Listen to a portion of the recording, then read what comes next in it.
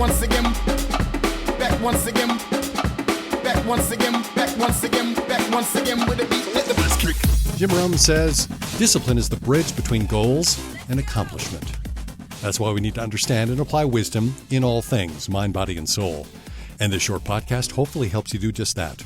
On this episode, hack your way to a better life. Leon Ho is the CEO of Lifehack. He says Lifehack is a place where you can find answers to all the questions in your life. I guess a hack is all you need. But doesn't life require or even deserve more than a quick fix? Have you seen the tennis ball key holder? You'll get the mental picture we're after if you take a look at that. Just Google tennis ball key holder. You'll see what I'm saying.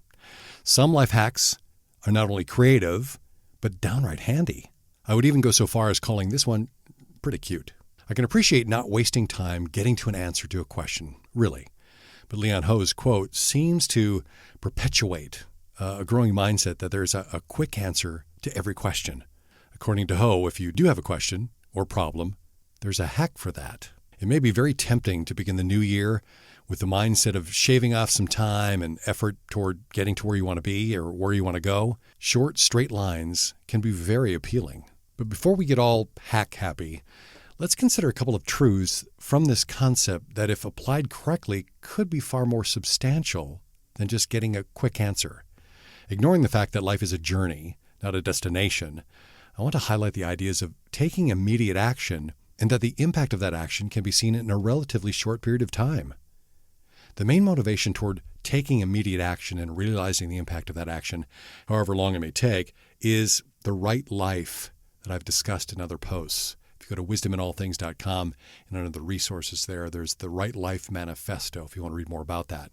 But even with the right motivation, there are at least two barriers to overcome to our being able to apply these ideas effectively. They are emotion and focus. One of the things that I've tried to do with our boys is to have them consider this helpful tip. Stop focusing on how you feel and instead focus on what you need to do. No one wants to hear how you feel about doing your chores, but everyone will benefit from you doing them. Set aside how you feel and stop waiting for some wave of emotion or a better time to just, do it. I think Yoda is appropriate here. I'm not going to do the voice, but he says, do or do not. There is no try. So if you take a look at a 3x5 picture, you'll want that to be what's in view, which you should be focused on. Everything else outside the frame is optional. So if there's any hack to be done, it may be that you hack those feelings and distractions away that are keeping you from doing. So how do we kickstart the doing? I've got 3 ways that I've pulled together that will help you get this doing thing going. First is the 31 daily do's to begin building the habit of doing, followed by Matt Cutt's popular TED Talk on really understanding if not mastering something each month. And lastly is asking the big question. If you're going to focus on what you need to do, you have to ask yourself, what do I need to do? First up, the 31 daily do's. This phrase is really to establish a habit by building momentum around doing. Spending at least a month, or ideally 6 weeks, according to Michael Hyatt. We need more than that popular 21 days to build a habit. Practicing doing something every day to get past the emotional and focus barriers that I mentioned just a minute ago. So some of those daily do's, according to this Inc. Article, are things like do something for someone else, stop striving to achieve, discover your purpose and enjoy the journey, just the fact that you're doing each and every day. Some of those actions may be appealing to you. Others, though, just add to this list, but 31 days of doing. So regardless, the idea is that you're doing something every day, and this process will set you up for implementing the second phase, which is the 30-day deep dive. After the daily habit of doing is established, hopefully you've identified areas where you want or need to grow. It can be these things that interest you, topics that you don't know enough about, perhaps, or something that you need to correct or improve. In theory, you'll discover, improve, or master 12 different areas over the course of a year. Whether you try something new each month or every other, it will help you get past the how I feel and waiting for the right time to be about doing.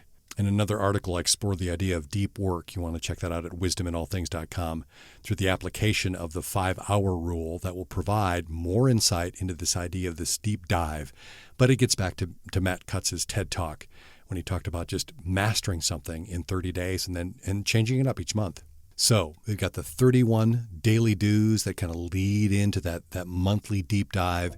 And then thirdly, what does your life need most? If you found it fairly easy to come up with a handful of areas that you want to improve on or that interest you, but still need a few more, I want to challenge you to list at least 3 things that you've been avoiding up until now. We tend not to go right to the hard things, which is why our initial list is made up of things that we may need to do, but doesn't include those things that we need to do. If you've worked through the first 2 phases, you should be well on your way to intentionally, if not habitually, doing. This confidence-informed process will help you tackle the deeper, more meaningful needs that need doing. Do nothing, nothing happens. Do something, and something happens. Do what needs to be done, and the right things get done. Make this the season of do for you. Thanks for listening to the Wisdom in All Things podcast. You can check out other episodes and get the free download of 5 steps toward wisdom in all things. It was the top 5 articles readers found to be the most interesting, most compelling, unbelievable. It's all that. The 5 steps toward wisdom in all things, which you can find that and more at wisdominallthings.com.